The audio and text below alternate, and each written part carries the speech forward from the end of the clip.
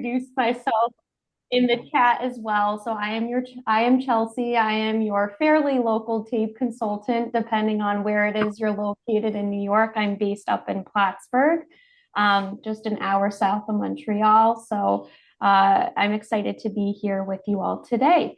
The QR code that you see here on the screen, it's going to be on the next slide as well. And then there are going to be a few other brain breaks that we'll be doing throughout today's time together. So that way, if you have not yet already entered the gift card raffle, you can be sure to enter it.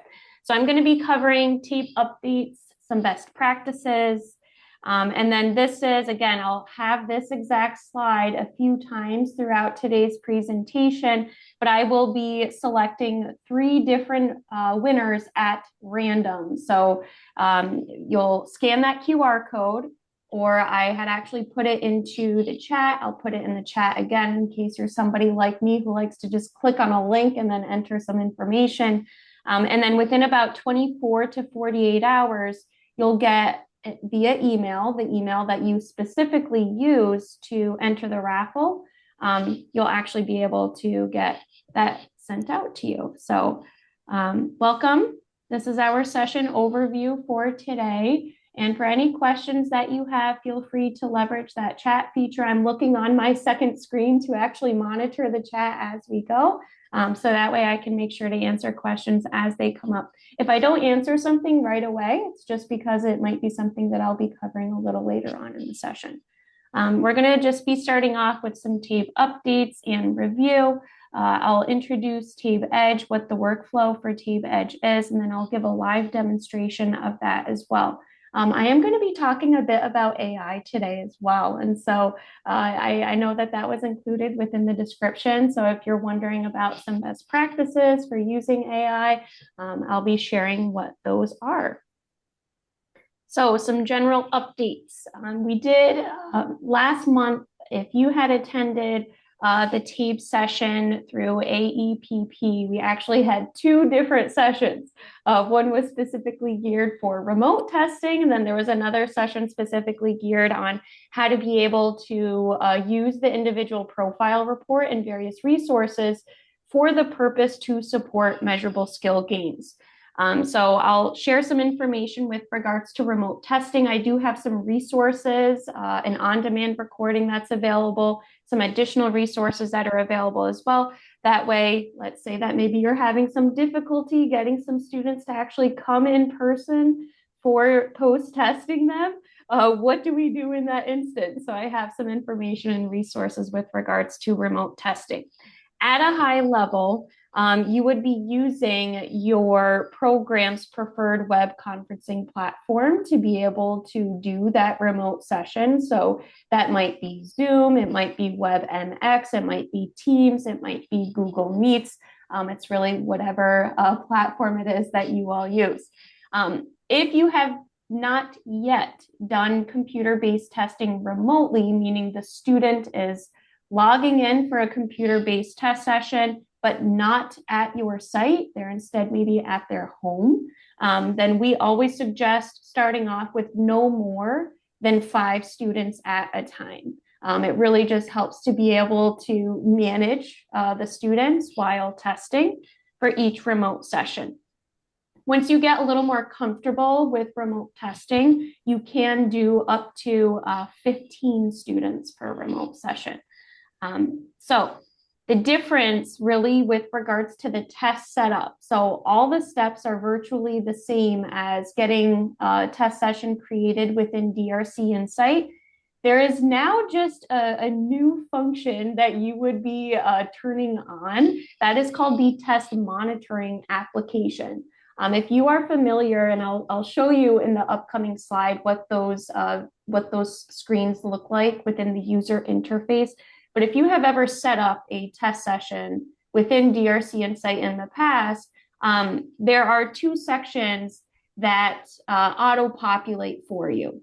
One is with regards to test monitoring. I think it auto-populates to off, and then there's another where it says restricted access, and that auto-populates to false.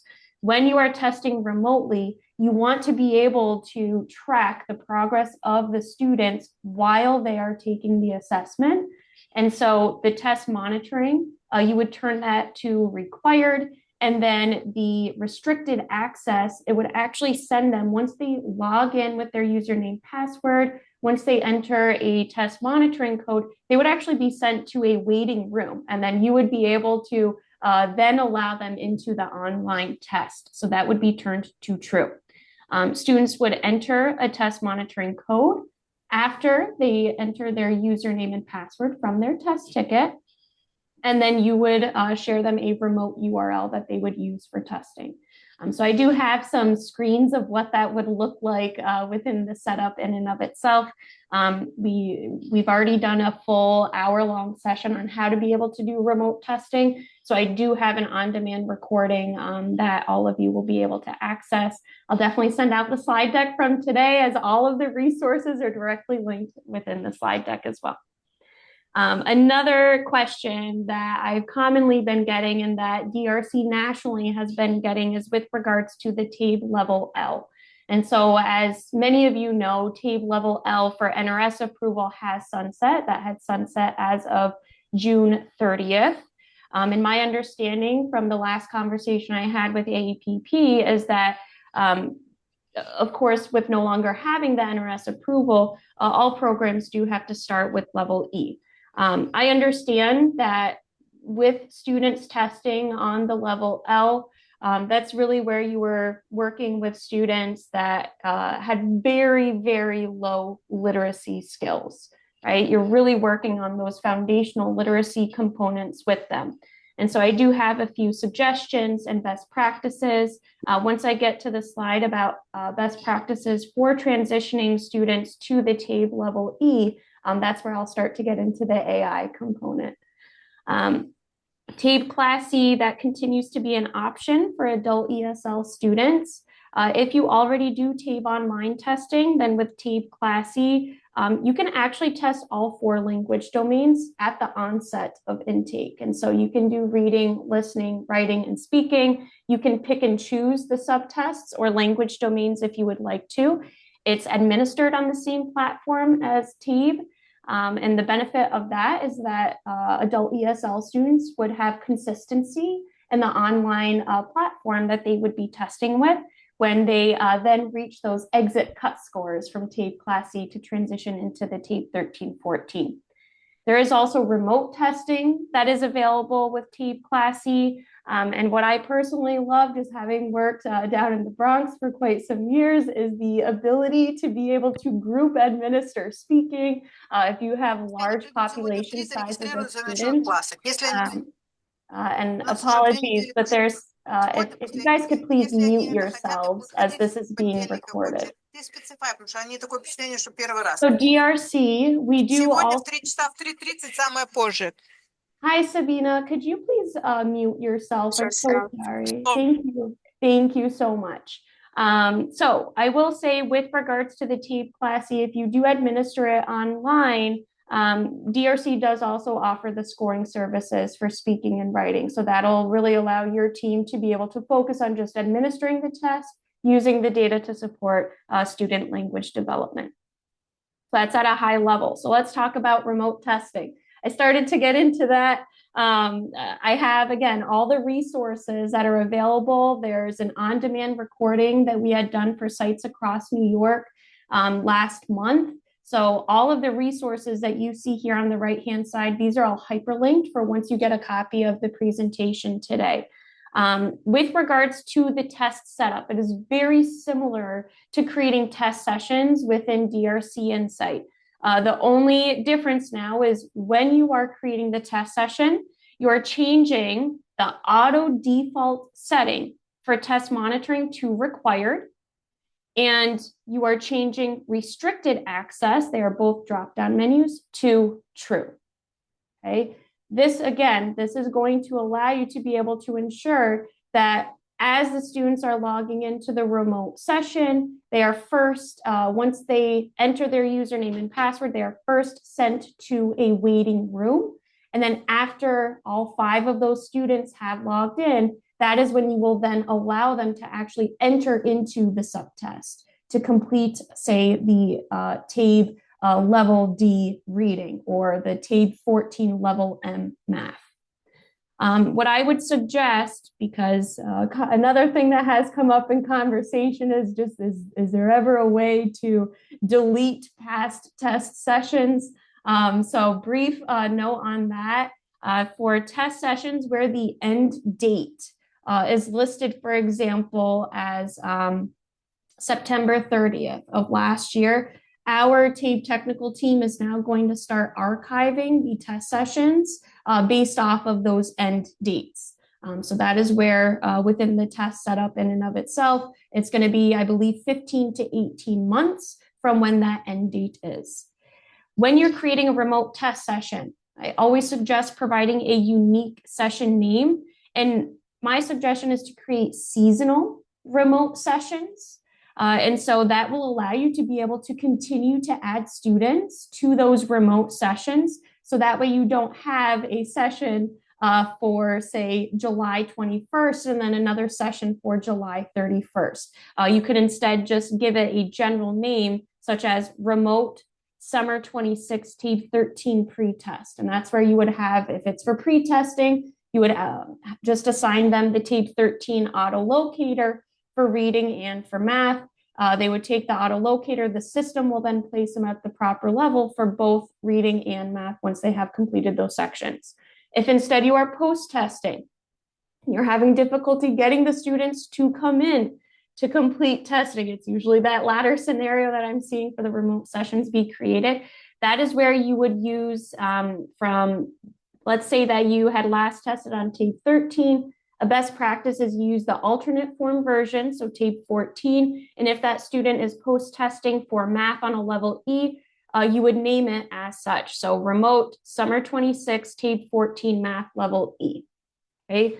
And the benefit of doing a seasonal session is if I have students that I'm testing this week and then say another student that I'm testing next week, I can just add students on an ongoing basis to be able to get them tested. So I would end up really with just one remote session for the TABE 14 Math Level E instead of, say, 20.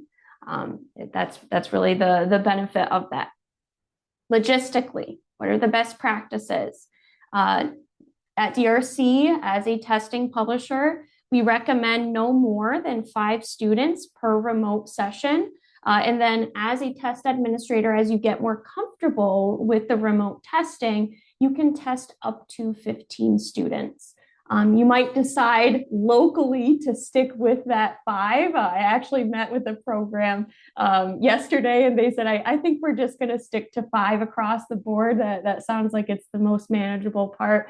But you can, as you and your staff get more comfortable, again, you can go up to 15.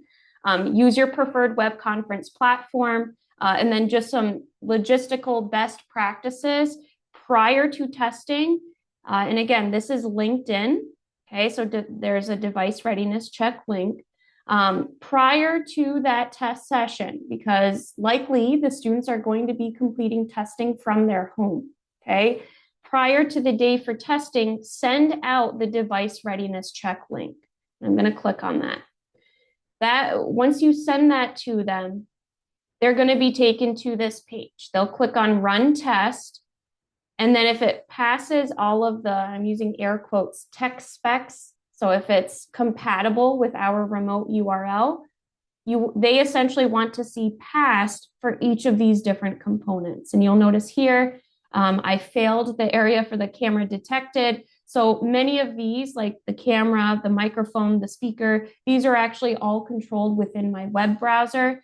So that's where I would just go into the settings of my web browser. I would turn on the camera access, the microphone access, the speaker access, and then I would click on test again.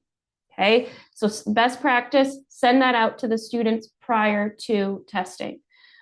Practice, another best practice, and this is called out within the on-demand recording we have. It's also called out within the slide deck that I had done last month through AEPP.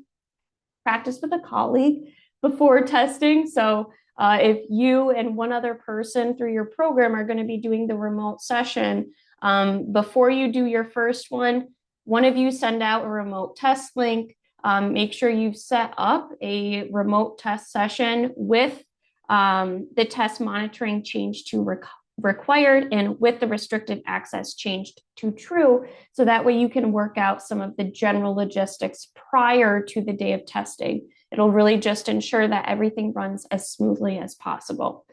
So I do have detailed guidance within the resources that are included. So if you were to click on the slide deck from that training, for example, and you're like, what does that user interface look like within the test setup? What do you mean by restricted access? So I'll go to that.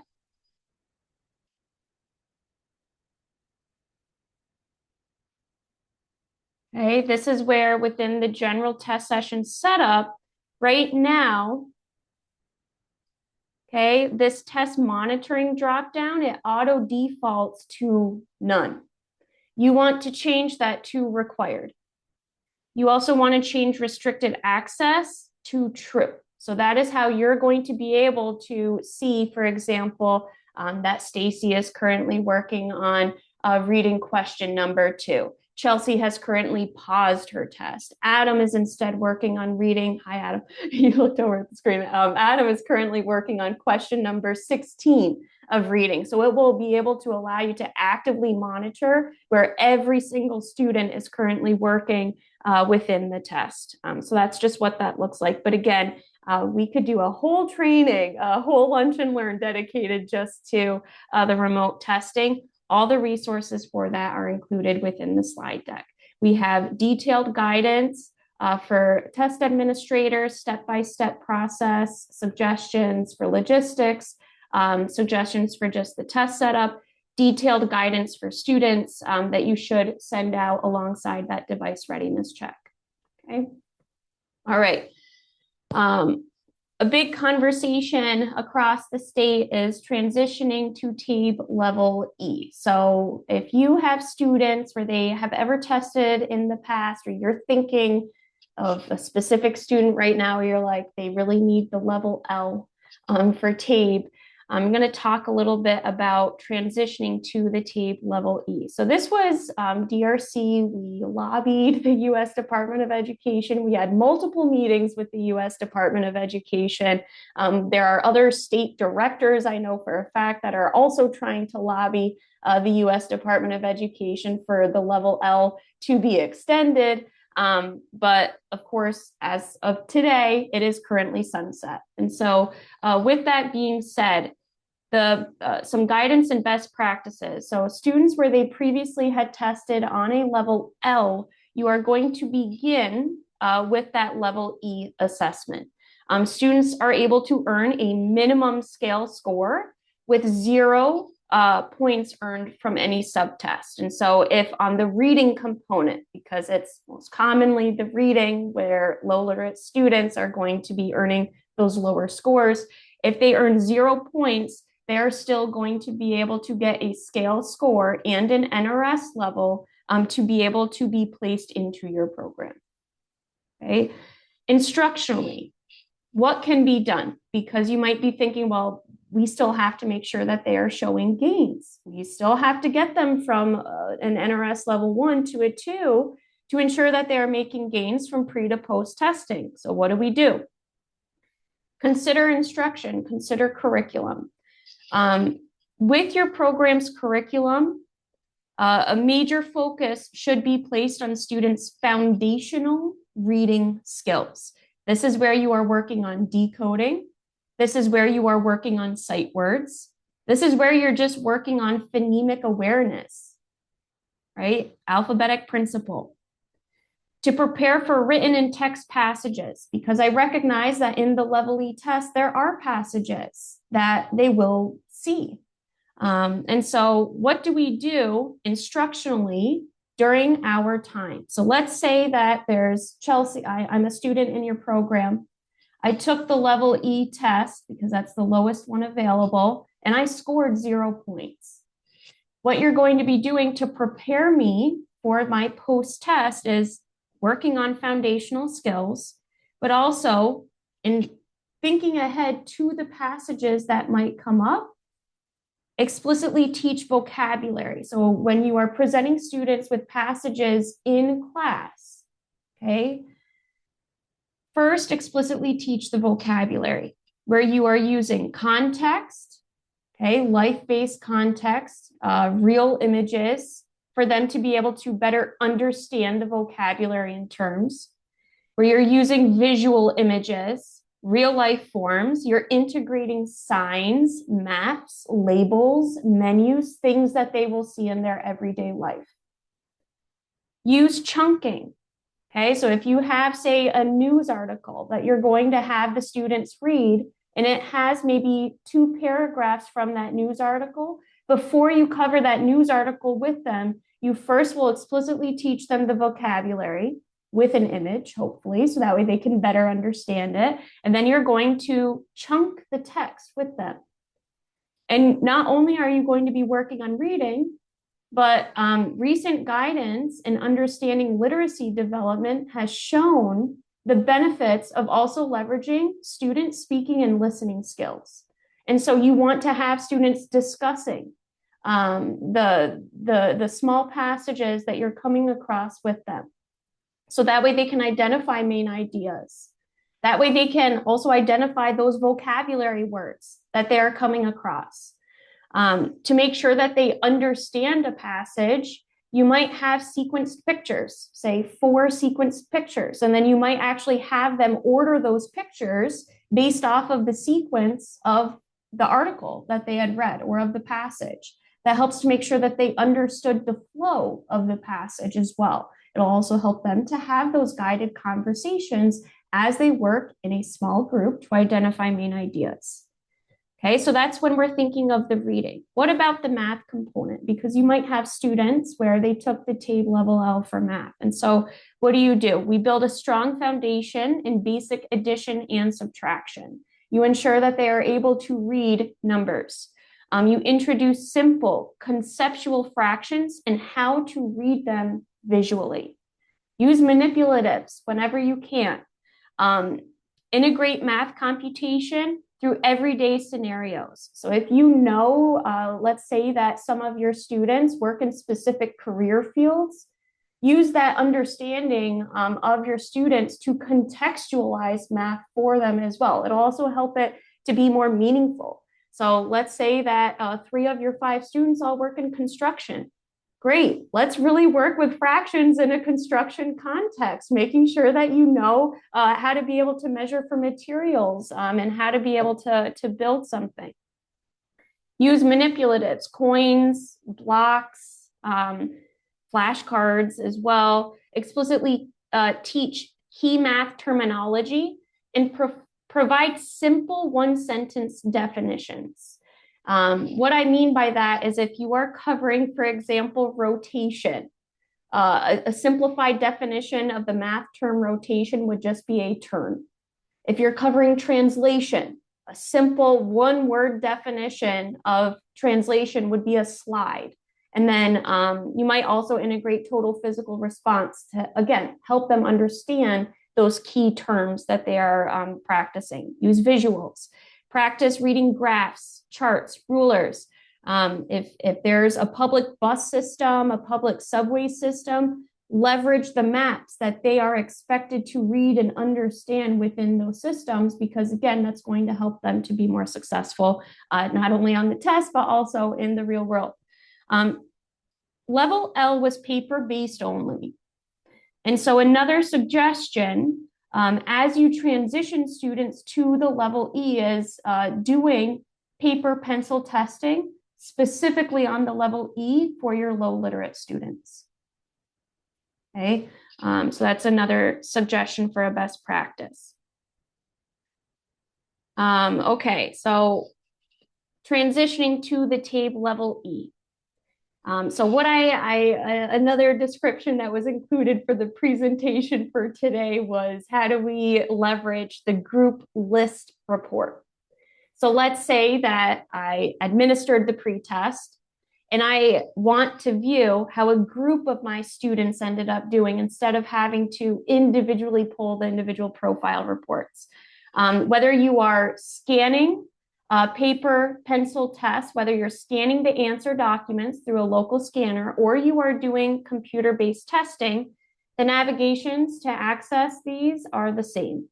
So you would log into DRC Insight, you would navigate to on-demand reports. It's just a button now, okay, from your home screen. You would click on it. You would click on the on-demand roster and you would enter your site name.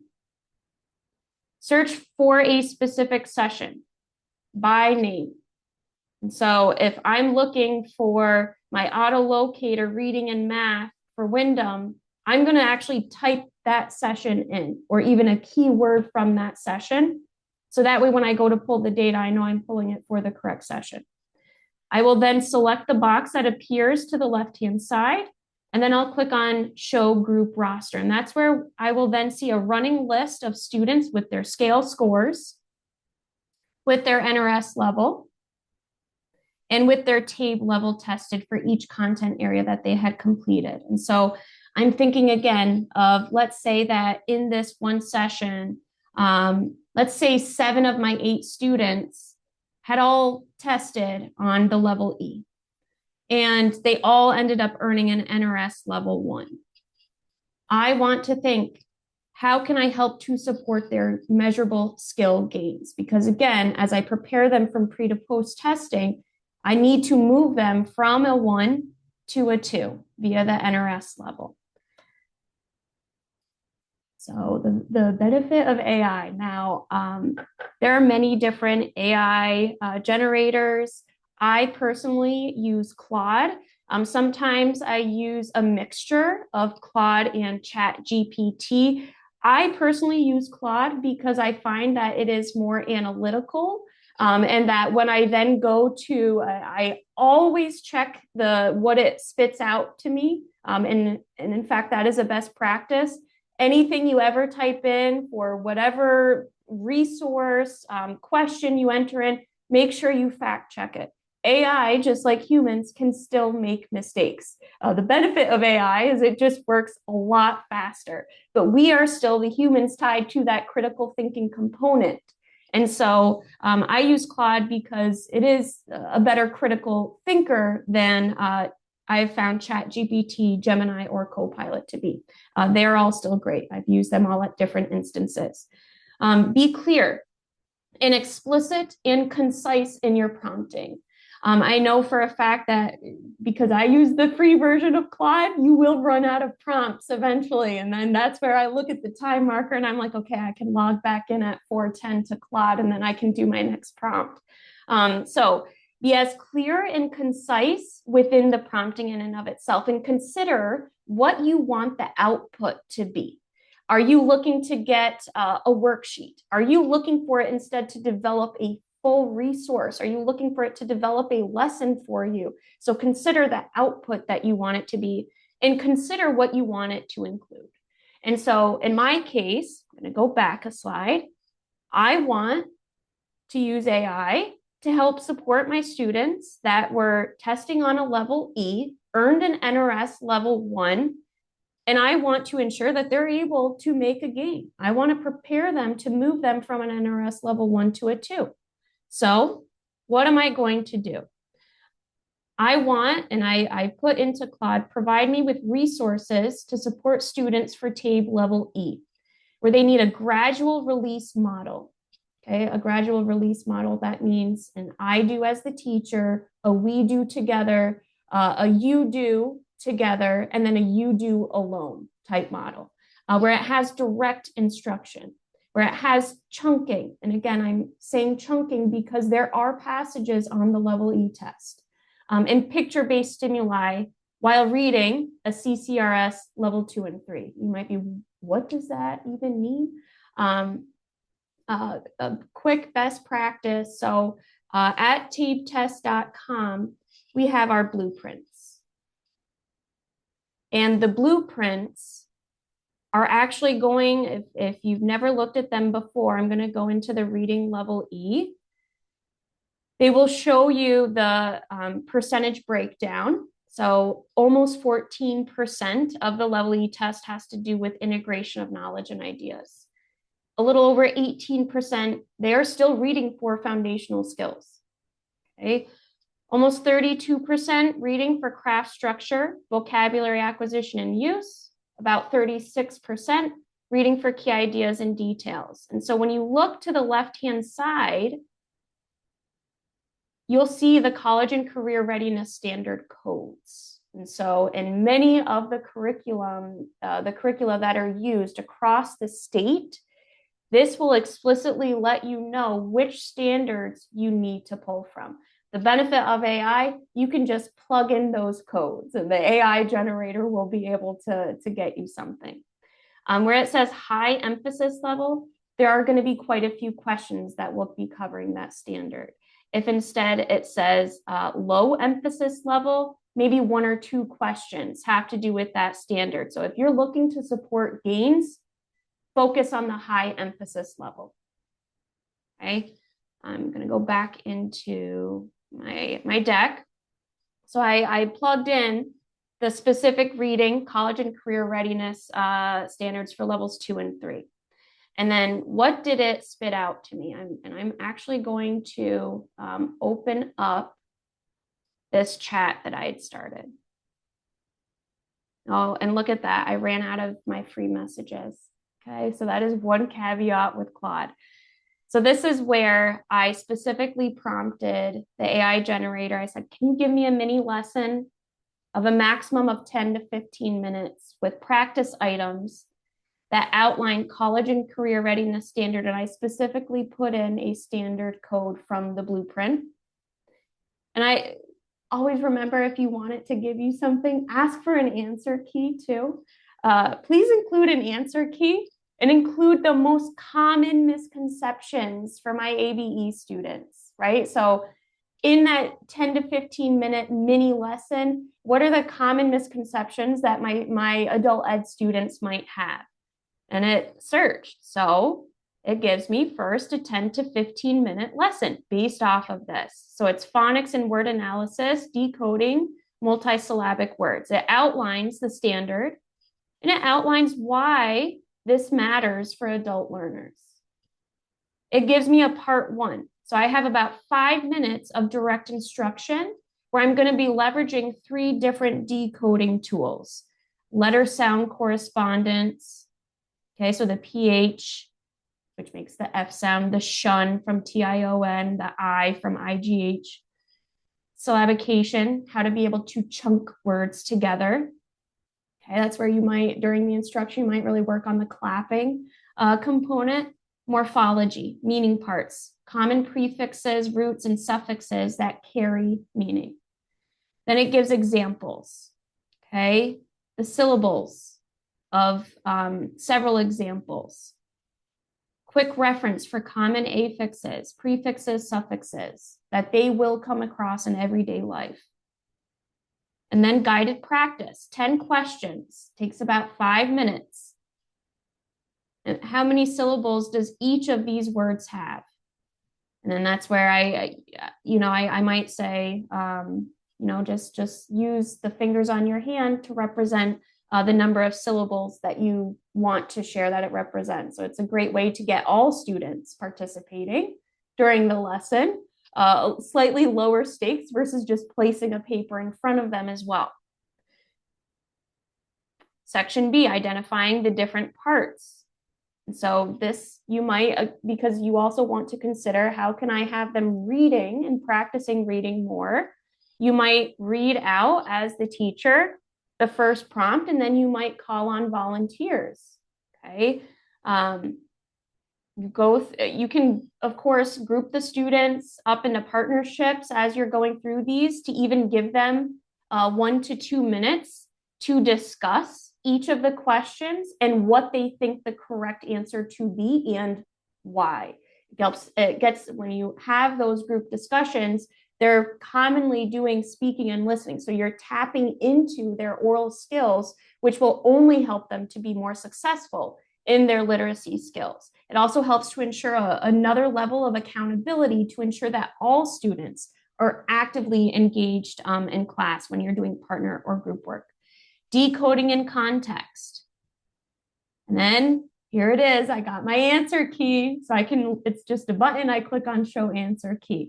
And then here are common misconceptions. What might you hear from your students? Miss, those words are too long, right? Or eventually that passage is way too long. Long words are just hard. I can't learn them. Okay. How can you reframe that? So it comes up with common misconceptions, and then it outlines what it had done. It outlines pacing. On question number 2, it gives another layer of what you might flag and anticipate. And so don't put something in and then use it right away. Make sure you read through the content before you actually use it in lesson, because again, you might then read through it and say, oh, I actually want to reprompt it. So I actually did reprompt it. I said, thank you for the vocabulary words. Can you also provide images to assist with the vocabulary comprehension?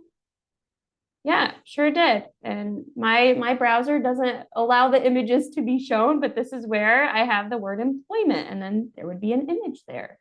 Transportation, and then it would have an icon with a bus or train or car. So it gives me the syllable breakdown. It gives me common affixes or prefixes. It gives me a context of that vocabulary word. And then, of course, my browser, as you had noticed when I did that device readiness check, my browser was kind of broken. But you would also see an image here. So they're image generated flashcards from the AI engine. And then it said, okay, here you go, gave me some additional information. And then I was like, you know what, I'm just not sure. Because I'm thinking of that group list report, many of my students were falling at that floor scale score. And floor meaning they earned 0 points out of the total points possible. So they were at, I think it's a 310.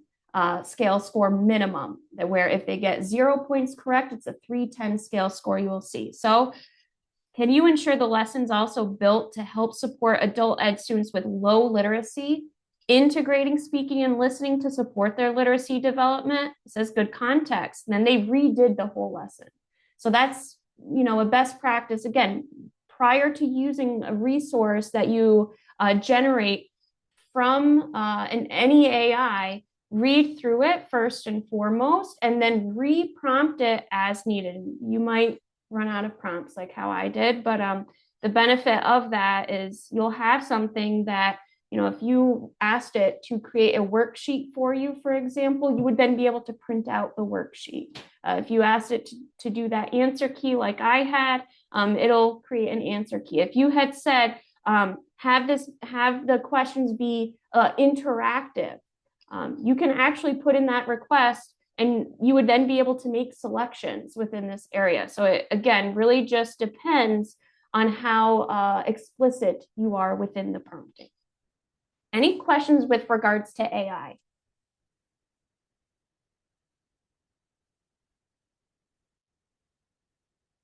I could do a whole session just on AI. Okay, so that's again, that's just how, those are some of the best practices. Explicitly call out a specific group of students that you are thinking of using whatever resource you want it to create for you.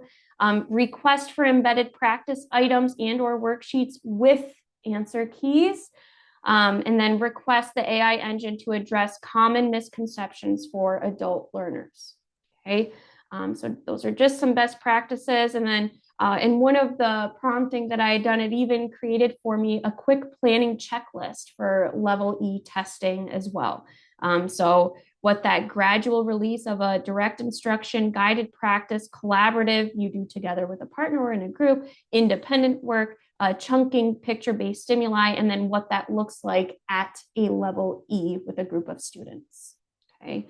And again, this is all going to be included in the follow-up from today.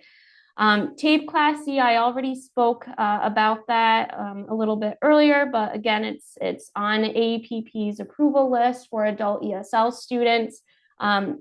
Just some of the differences compared to other options that AEPP has. You can group administer speaking, listening, reading, and writing. If you're doing computer-based testing, yes, the speaking included. They are recording themselves into our platform. You can also test all 4 domains at the onset. At DRC, we understand that your adult learners commonly come with background knowledge, especially in their home language, and that those are transferable skills that they might be able to put to use. So we don't require you to start with speaking and listening to then transition to reading and writing. You can instead do all 4 subtests at the onset. We also know that you don't only want the students to just comprehend listening and reading the language, but you want them to be able to communicate. You want them to be able to successfully speak and write as well. So it is all 4 language domains that is offered. And we do give you detailed reports. So this sample student, they did reading, listening, and writing only. You'll get NRS level, scale score. You will be able to get those performance categories. It looks very similar to the TABE 13-14 part.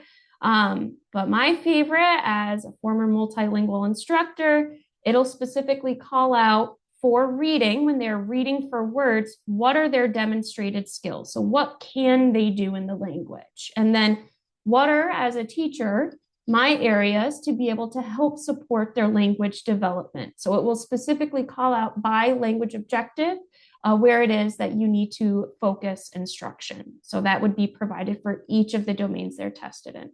I'm not going to give too much information on that. Again, there are resources that are all linked in, including a recent recorded webinar. So another brain break. If you have not already done so, enter the raffle, the DoorDash raffle for your e-gift card. Take a moment to stretch if you want to. I'm going to give about a minute or so. Feel free to come off of mute at this time. Enter any questions that you have up until this point into the chat. If you've ever attended my session, as I always say, all questions are good questions. About 45 more seconds to scan that QR code. It'll be at the end of the presentation today as well.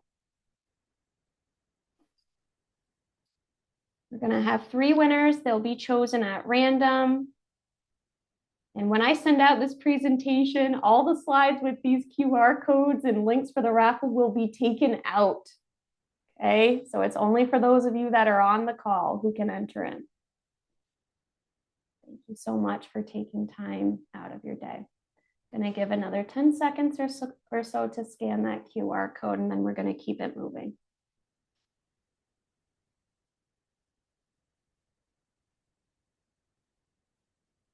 Oh, Adam, I love this question. I continue to share to our product director and to our leadership team. It is okay. It's a good question. Anything to give back more time for instruction. We are considering a computer adaptive test for the future, but that is not yet something that we have developed. It's a good question. I will continue to share this as feedback from today's time together. So thank you. It would be, and everybody wants it too. Know that any feedback that you guys ever have, I always share that internally at DRC. That is my job, is to make sure that what you are using, what you are doing makes sense, helps to give you time back instructionally to really help support your students. Okay, so we're going to come back to that TABE Edge. Some of you may have been hearing from me lately, and I'm like, hey, it's not a quick video. It's about a 10-minute long video demo. So what is TABE Edge? TABE Edge, this is actually an online practice test. So I'm again going to say, if you want free practice, use AI. AI is fantastic because you can just put in the blueprints, you can do that specific prompting. But if you're like, we want something from a curriculum partner that maybe we already use, DRC, we entered into a further partnership with Aztec. And fun fact, our product director who had created the TABE 13-14 is actually now the product director over at Aztec.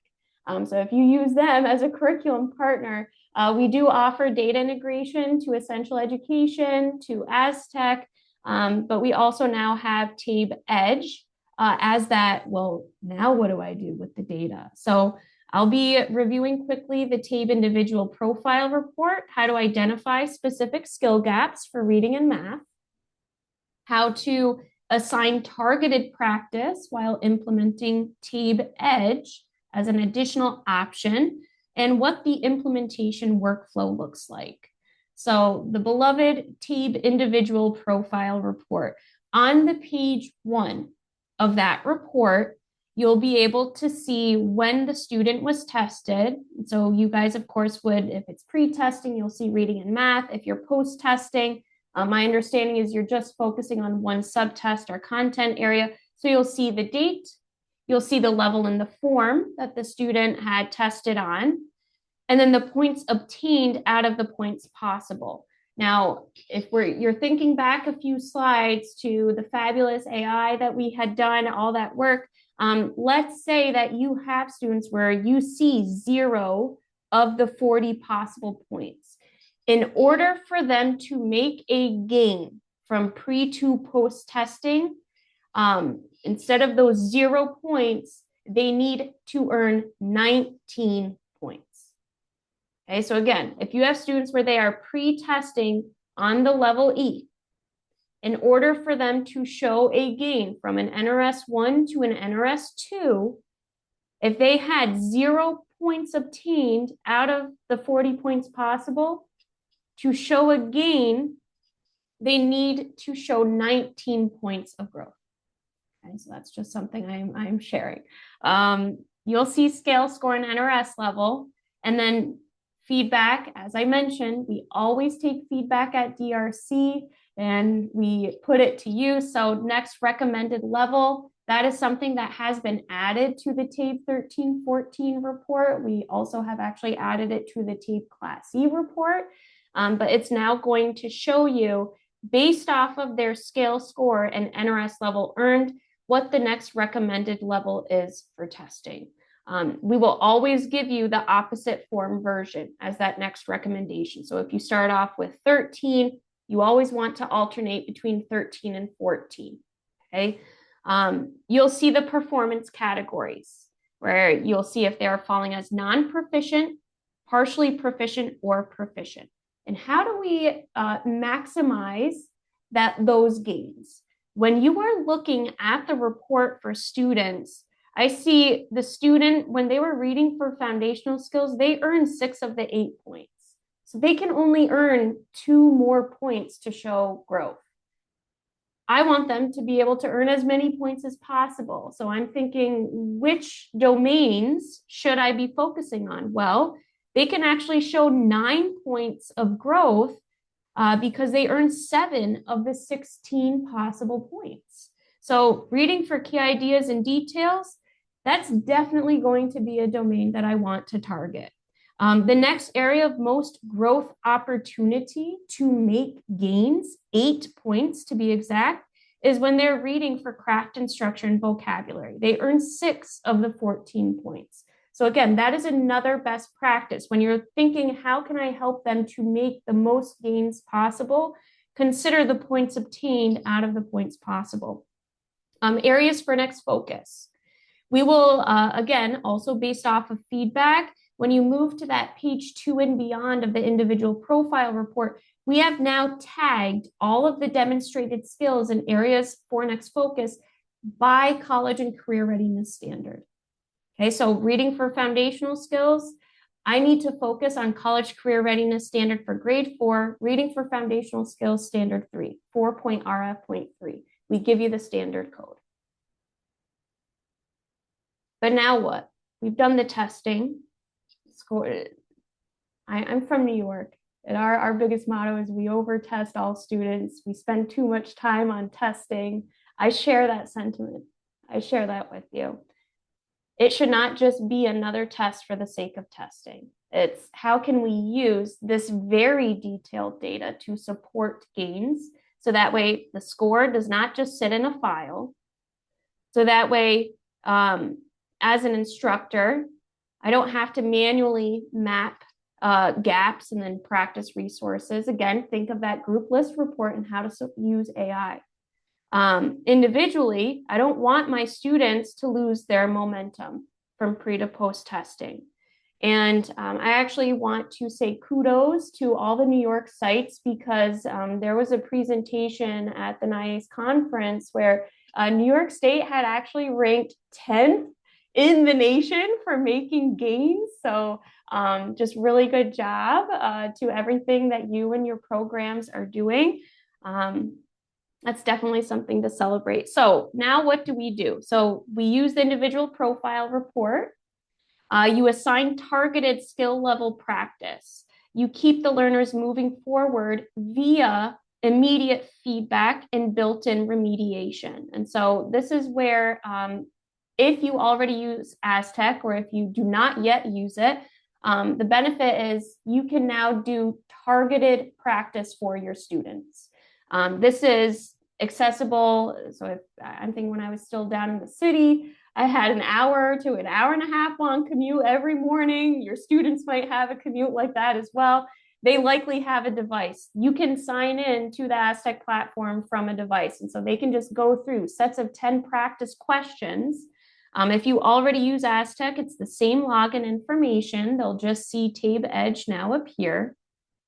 And then this is where, based off of the blueprints that were used, I'm going to click on View Classrooms.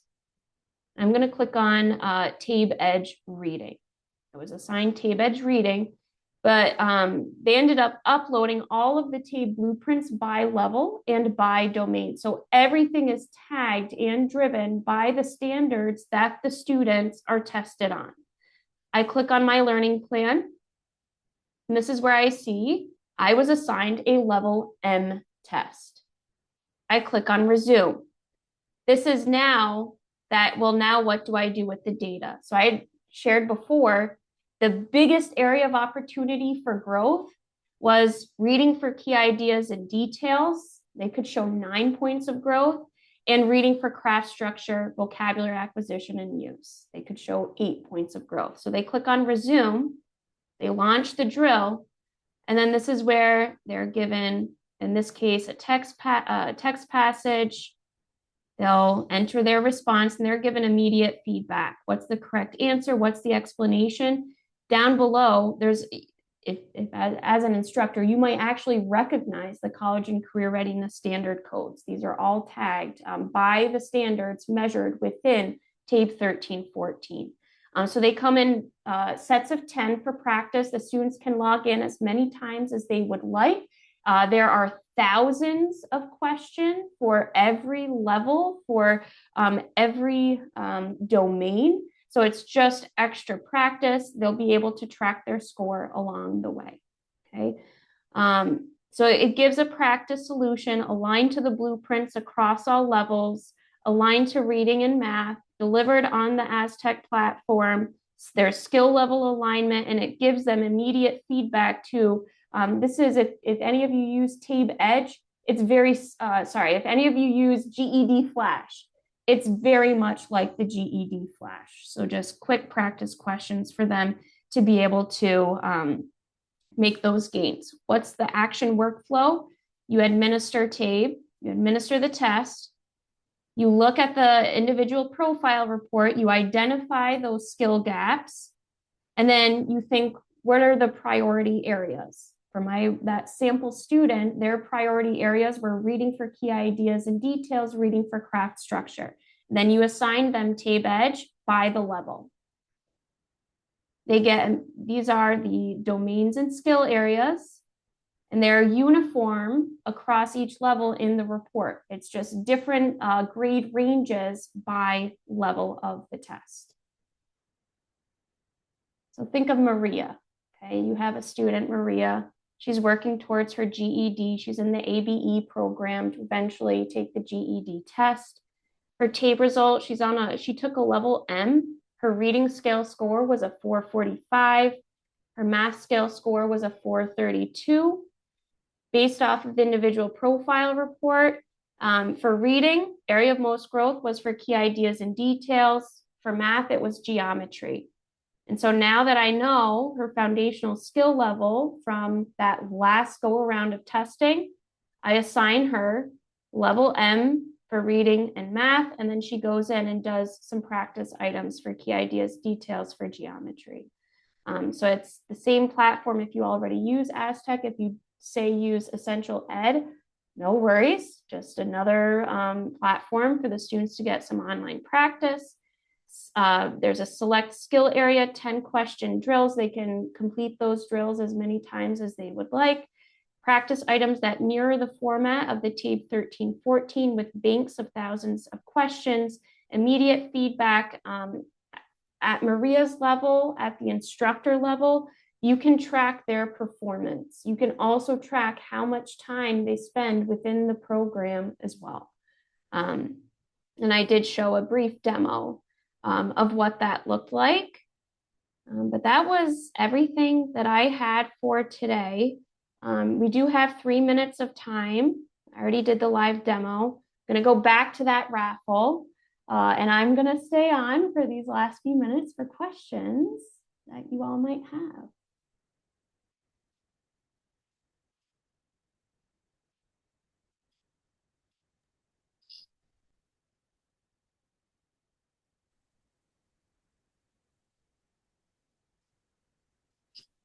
Any questions, anyone? If you want, just unmute yourself and you can ask a question.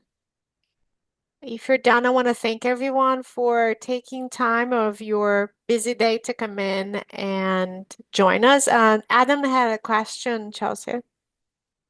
Does TABE Edge have instruction or just a drill? Great question. I know that other components of Aztec for curriculum, they do have instruction, but TABE Edge is just practice items, just drills for the students. Great question. And I'm going to share the feedback about, just that there's still interest in a computer adaptive TABE for shorter testing time.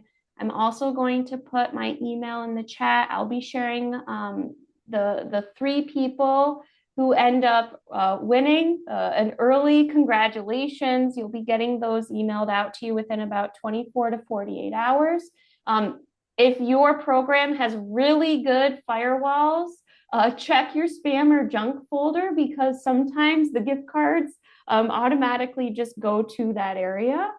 But I'll share out who the 3 winners are. I'll also share out the slide deck as a follow-up from today as well. Never hesitate to reach out to me. Thank you, everybody, for your time. Thank you.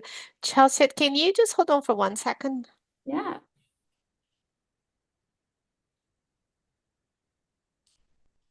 Stop recording.